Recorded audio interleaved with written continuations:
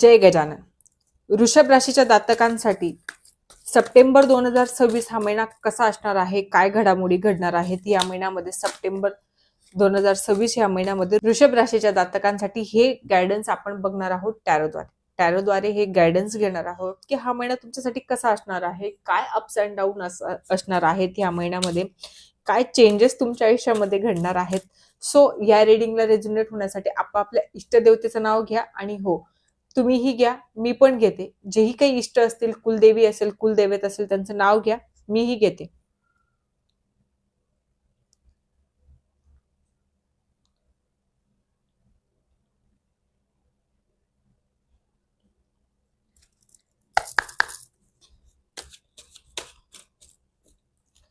चला तर मग आता आपण सुरुवात करूया. सगळ्यात अगोदर आपण जॉबवाल्यांसाठी बघून घेऊ की जॉबवाल्यांसाठी हा महिना कसा असणार आहे.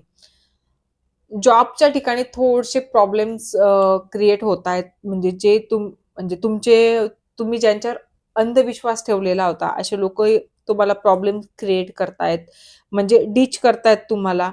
तुम्ही कुठे ना कुठे सॅड झालेले आहेत. तुम्ही ज्याही गोष्टींची नीव ठेवलेली होती, ज्याही गोष्टी तुम्ही ठरवलेल्या होत्या, जेही प्लॅनिंग तुम्ही केलेले होते, जे कष्ट तुम्ही करत आलेले होते, ज्या कष्टाचा पूल तुम्ही बांधलेला होता, आता तो म्हणजे पूर्णपणे उद्ध्वस्त झालेला आहे. अशा लोकांमुळे ज्यांच्यावर तुम्ही ब्लाइंडली विश्वास केलेला होता, अशाही घटना तुमच्या आयुष्यात घडतायत. ह्या अशा काही गोष्टी घडतायत. सो याच्यासाठी आता म्हणजे तुम्हाला एकच आहे की सतर्क राहा, व्यवस्थित राहा, प्रत्येकावर विश्वास ठेवू नका.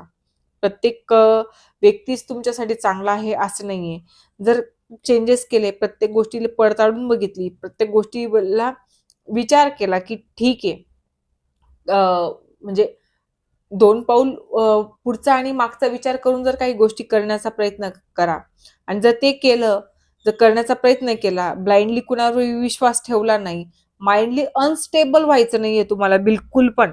माइंडली अनस्टेबल झालेत म्हणजे सगळंच काही बिखरून जाईल, सगळंच काही प्रॉब्लेम व्हायला लागतील.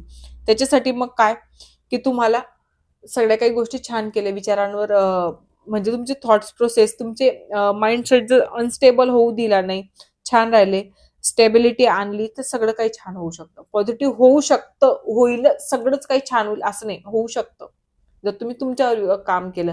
जर प्रत्येक गोष्टीला तुम्ही पडताळून बघितलं, प्रत्येक गोष्टीला मागचा पुढचा विचार करून केला, कुणालाही ब्लाइंडली विश्वास ठेवला नाही. एनिमीज तर असतात, प्रत्येक क्षेत्रात आहेत, प्रत्येक गोष्टीमध्ये एनिमीज असतात. असे काही एनिमी असतात की ज्यांच्यावर आपण खूप विश्वास ठेवतो, ज्यांच्या बाबतीत आपण कधी विचारही केलेला नसतो की हा आपल्याला डिच करेल किंवा हा आपल्याविषयी निगेटिव्ह विचार करत असेल. पण असतात असे काही लोक असतात जे तोंडावर गोल बोलतात आणि मागे जे प्रॉब्लेम क्रिएट करायचे ते करतातच. तर अशा लोकांपासून वाचाल तर सगळं काही व्यवस्थित होईल. जर सगळ्या काही गोष्टींना तुम्ही पॉझिटिव्ह वे मध्ये घ्याल, सगळ्या काही गोष्टी छान करणार, तर सगळं चांगलं होईल. ब्लाइंडली विश्वास तुम्हाला कुणावरच ठेवायचा नाहीये, ही पण गोष्ट लक्षात ठेवायची. बिझनेसवाल्यांसाठी जर विचार करायचा म्हटला की बिझनेसमध्ये तुम्हाला कुणाच्या तरी आयडियाची गरज पडणार आहे, कुणाच्या तरी मदतीची गरज पडणार आहे. आता जो आहे ना, तुमची प्रगतीच थोडी स्टक झालेली आहे. म्हणजे आतापर्यंत तुम्ही सगळं काही छान करत आलेले होते, छान होतं, बेस्ट होतं. पण आता असं गोष्ट आहे की तुम्ही कुणाची तरी मदत घ्या, इम्प्रूव्ह होईल, इम्प्रूव्हमेंट मिळणार आहे, इम्प्रूव्हमेंट मिळेल, काही हरकत नाही. म्हणजे याचाच महिना आहे तुमच्यासाठी, पैसा येईल, पण तो आता आता थोडा स्टॉक झालेला आहे.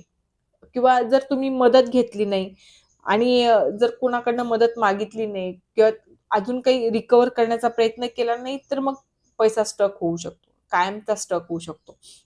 हे पण आहे. आणि लोकही असे मिळतील ना तुम्हाला की चांगले लोक मिळतील, जे मदत करतील असे लोक तुम्हाला मिळतील व्यवसायामध्ये विशेषतः. आणि जे मिळतील, मदत घेतली तर पॉझिटिव्ह राहील. पण मग जर तुम्हाला मिळतंय सगळं, तर परत मग अग्रेसिव्ह इगो येऊ देऊ नका. समोरच्याने तुमची मदत केली ही पण गोष्ट लक्षात ठेवा. जर तुम्ही ह्या सगळ्या गोष्टी लक्षात ठेवल्या, सगळं काही छान केलं, जे तुमचे गुरुतुल्य असतील त्यांची ऍडवाइस ऐका, त्यांचं म्हणणं काय हे ऐका, तर मग सगळं काही छान राहील. नाहीतर मग असं होईल की अति हवेमध्ये उडण्याच्या नादामध्ये सगळं मग मिळतंय मिळतंय, छान होतंय होतंय म्हणून ओव्हर एक्साइटमेंट मध्ये सगळ्या काही गोष्टी चुकीच्या होऊ शकतात. ही पण गोष्ट तेवढीच खरी. परिवाराच्या विषयी जर विचार करायचा म्हटला, तर परिवारामध्ये थोडं तुम्हाला आर्थिक गोष्टी असतील ना, तर आर्थिक गोष्टी तुम्हाला बॅलन्स करून चालायच्यात थोडं. आर्थिक सिच्युएशन बॅलन्स करायची तुम्हाला, ती थोडी इम्बॅलन्स झालेली आहे, तर तिला तुम्हाला बॅलन्स करून चालायचंय. बॅलन्स करा, व्यवस्थित प्लॅनिंग करा आर्थिक गोष्टींची, विशेषतः परिवारामध्ये. मग त्याच्यामुळे काय होतं की नाराजी येऊन जाते. एक तर तुम्ही बोलतात पण थोडंसं कधी काय बोलतायत, कधी चिडतायत, कधी नॉर्मल होतायत, अशी पण सिच्युएशन तुमची चालू आहे. तर तिला ओव्हरकम करा. तिला नाही ओव्हरकम केली तर एकटे पडाल. एक अशी सिच्युएशन येऊन जाईल की तुम्हाला असं वाटेल की मी एकटा आहे, मग बोलायला कोणी राहणार नाही, समजून कोणी घेणार नाही. कारण कसं होतं की म्हणजे बॅलन्स करू शकलेलं नाहीये तुम्ही. त्याच्यामुळे आर्थिक गोष्टी बॅलन्स करा, बॅलन्स करून घ्या.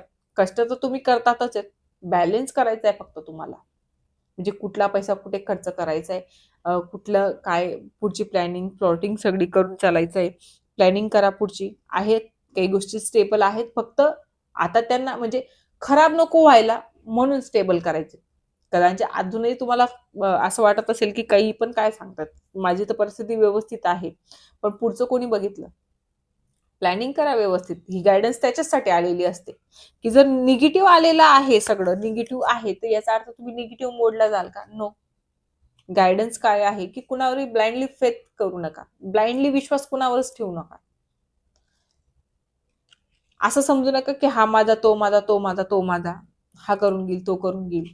पण तुमचेच आहेत, जे तुमच्याच आजूबाजूला आहेत, जे तुम्हाला डिच करतील, जे तुम्हाला प्रॉब्लेम क्रिएट करतील.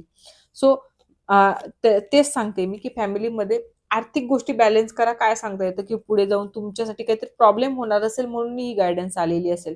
मग असं होईल की त्या प्रॉब्लेमच्या वेळेस मग तुम्ही एकटे पडाल. ही पण सिच्युएशन होऊ शकते. जर आता आपण कपलच्या बाबतीमध्ये बघायचं म्हटलं तर कुठली तरी तुमचे जे टॉक्सिक रिलेशन असतील ना, त्याचं एंड होण्याची वेळ आलेली आहे. किंवा तुमच्या रिलेशनशिपमध्ये काही असेल, चांगल्या गोष्टी असतील, वाईट गोष्टी असतील, त्याचं एंड होण्याची वेळ आलेली आहे.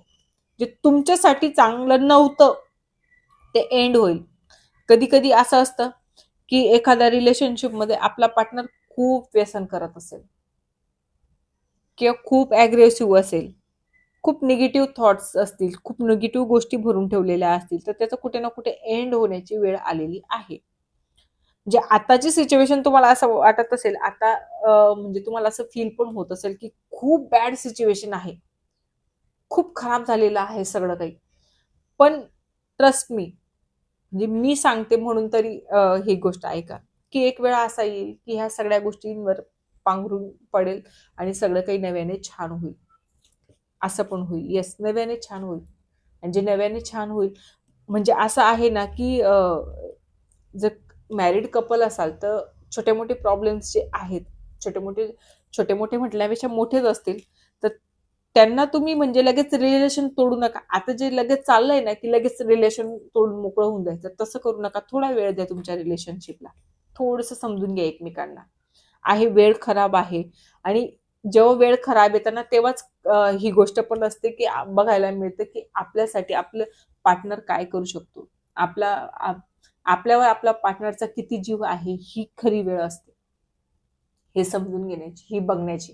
सो व्यवस्थित राहा, एकमेकांसोबत राहा, एकमेकांना समजून घ्या. प्रॉब्लेम असतील ठीक आहे, 2 दिवस नाराज व्हा, अबोला राहा, काही हरकत नाही. पण याच गोष्टी कंटिन्यू करू नका. डायरेक्टली म्हणजे फायनली एक एक गाव दोन तुकडे करण्याचा प्रयत्न करू नका. थोडा वेळ द्या तुमच्या रिलेशनशिपला. एक वेळ अशी येईल की जी सगळं पॉझिटिव्ह होऊन जाईल, सगळं काही छान होऊन जाईल. हे सगळ्या प्रॉब्लेम्सला ओव्हरकम करून द्याल तुम्ही. इतकी पण कॅपॅबिलिटी तुमच्यामध्ये येईल.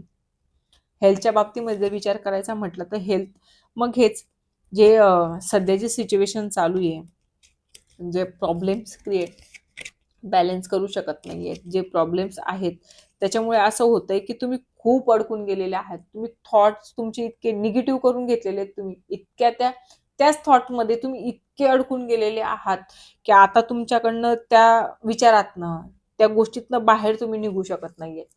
पण आता तुमच्या हातातही नाही ऍक्च्युअल मध्ये. आता ही वेळ गेलेली आहे की जेणेकरून तुम्ही याच्यातनं बाहेर जाल. जसं बिझनेसमध्ये झालेलं आहे की बिझनेसमध्येही तुम्हाला कोणाची तरी मदत लागेल, बिझनेसमध्येही कोणाची तरी हेल्प घेण्याची गरज आहे. पण इथं तरी सिच्युएशन तुमची बरी आहे, पण इथं नो चान्स की तुम्ही तुमचे स्वतःहून बरे व्हाल. तुम्हाला कोणाची तरी, एक तर असं असेल की तुम्हाला खूप एन्झायटी होत असेल, डिप्रेशनमध्ये असाल, तुमचे थॉट्स खूप निगेटिव्ह नोटवर गेलेले असतील, असं झालेलं असेल, सो याला काय कराल की एक तर सायकोलॉजिस्टकडे जा किंवा मेडिटेशन करा. कुणाकडनं तरी करून घ्या स्वतःची मेडिटेशन. स्वतः तुम्ही खूप म्हणतही असाल पण होत नसेल तुमच्याकडनं, ही पण गोष्ट तेवढीच खरी. तर कुणाची तरी मदत घ्या, मदतीने करण्याचा प्रयत्न करा. आता बरेचसे योगा टीचर असे पण आहेत किंवा जसं आम्ही लोक 7 चक्राचं मेडिटेशन करून घेतो किंवा आम्ही बऱ्याचदा असं आम्ही मोस्टली तर थॉट प्रोसेसवरच वर्क करतो खरं सांगायला गेलं तर. रेकीमध्ये त्याच गोष्टी केल्या जातात की तुमचे थॉट्स, तुमचा ऑरा क्लीन केला जातो, तुमचं माइंडसेट स्टेबल केलं जातं, ह्याही गोष्टी होतात. जर असं तुम्हाला कोणी, असं नाही की माझ्याचकडे किंवा मलाच सांगा, असं नाही, ज्यांनाही तुम्ही ओळखता, ज्यांचाही तुमचा विश्वास असेल, ज्यांच्यावर जे तुम्हाला वाटतं की हे तुमच्या प्रॉब्लेमला सॉल्व्ह करू शकतात, त्यांच्याकडे जा आणि प्रॉब्लेम सॉल्व्ह करून घ्या. कारण कसं असतं की हीच गोष्ट पुढे जाऊन मग खूप प्रॉब्लेम क्रिएट करू शकते. ओव्हरऑल महिना तेच की हॅल्युसिनेशन होतंय, इल्युजन्स निर्माण होत आहेत तुमच्या आयुष्यामध्ये, सगळेच इल्युजन्स निर्माण होत आहेत. काही कधी कधी खूप चांगलं पण वाटते, कधी कधी निगेटिव्ह पण वाटतं. तुम्हाला चूज करायचंय आता की तुम्हाला काय हवंय. तुमचे इमोशनली तुम्ही स्टक झालेले आहात, आता हे तुम्हाला बघायचंय खरं सांगायला की तुम्हाला काय निवडायचंय. लाख काही गोष्टी छान छान तुमच्या आजूबाजूला असतील, पण तुमच्यासाठी योग्य काय आहे हे तुम्हाला बघायचंय आणि त्याच्यानुसार तुम्हाला सगळ्या काही गोष्टी पुढे जाऊन करायच्या आहेत. सो ही जनरल रीडिंग असते. जर तुम्हाला पर्सनल रीडिंग करून घ्यायची असेल, पर्सनल एका कुठल्या तरी टॉपिकवर तुम्हाला गायडन्स हवं असेल, टॅरोद्वारे असेल, एंजलद्वारे असेल, रेकीद्वारे असेल, काहीही एका टॉपिकवर जर तुम्हाला गायडन्स हवं असेल तुमच्या आयुष्यामध्ये, तर स्क्रीनवर नंबर आलेला आहे, त्या नंबरवर मेसेज करायचा आहे. मेसेज करा, तुमचे प्रॉब्लेम्स मेसेजमध्ये सांगा, तसं आपण त्यानुसार आपला टाइम ॲडजस्ट करून तुम्हाला अपॉइंटमेंट देईल. त्या अपॉइंटमेंटनुसार आपण मग पुढे जाऊन रीडिंग घेऊ शकू.